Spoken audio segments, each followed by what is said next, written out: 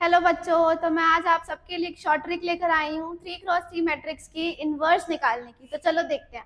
हमारे सामने एक एग्जांपल लिखा हुआ है। हमें स्टार्टिंग कैसे करनी है, हमें सेकंड कॉलम को कंसीडर करना है, ये वाला, और उसके बाद हमें एक पर्टिकुलर डायरेक्शन को फॉलो करना है। किस तरीके से? इस तरीके से स्टार्टिंग पकड़ो सेंटर की, विच इज 1, उसके नीचे वाला नंबर कौन सा है 2, फिर ऊपर से जाओ 2 1, इस सेकंड कॉलम के बाद थर्ड कॉलम पे जाओ, सेंटर पकड़ो 2, उसके नीचे वाला 1, ऊपर से फिर -1, फिर से 2, फिर ऐसे ही फर्स्ट कॉलम 2 -1 1 2। अब फर्स्ट रो को नीचे रिपीट कर दो। रिपीट कर दिया। अब हमें 2x2 मैट्रिक्स का डिटरमिनेंट निकालना तो आता है क्या? अब हमें वही कॉन्सेप्ट यूज करना है, बट सॉल्व करने के बाद हमारा बनेगा क्या इसको? एडजॉइंट ऑफ अ मैट्रिक्स, क्योंकि हमें वही तो चाहिए इनवर्स निकालने के लिए। मैं एक ही कैलकुलेशन करके दिखाती हूँ। देखो, हमें पहले इन दोनों को क्रॉस मल्टीप्लाई करना है, फिर इन दोनों को क्रॉस मल्टीप्लाई करना है और सब्ट्रैक्ट कर देना है।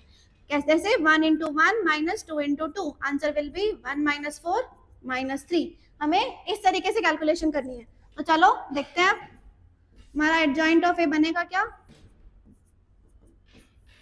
स्टार्ट इधर से करते हैं। 1 - 4 - 3, फिर ये -2 -2 -4, 4 + 1 5, इधर से -2 -2 -4, सेंटर सॉल्व करोगे तो 0, आगे -2 -2 -4, 2 × 2 4, 4 + 1 5, ये -2 -2 -4, और ये 1 - 4 -3। ये जो हमारा सॉल्व हो गया है वो क्या बना है? Adjoint of A. अब ये इनवर्स होता क्या है?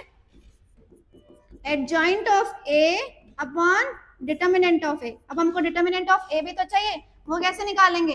हमको इसकी फर्स्ट रो को इसके फर्स्ट कॉलम से मल्टीप्लाई करना है। तो करो, -3 × 1 -4 × 2 5 × -1। जब सॉल्व करोगे तो कितना आएगा? -16। तो हमारा इनवर्स क्या बना? यहाँ साइड में लिख देती हूँ। देखो, पहले तो डिटर्मिनेंट निकला -1/16, आगे क्या लिखेंगे? -3 -4 5 -4 0 -4 5 -4 -3। तो होप आपको समझ में आ गया होगा। तो ऐसे ही शॉर्ट ट्रिक जानने के लिए do like, share and subscribe to my YouTube channel. So thank you so much for watching.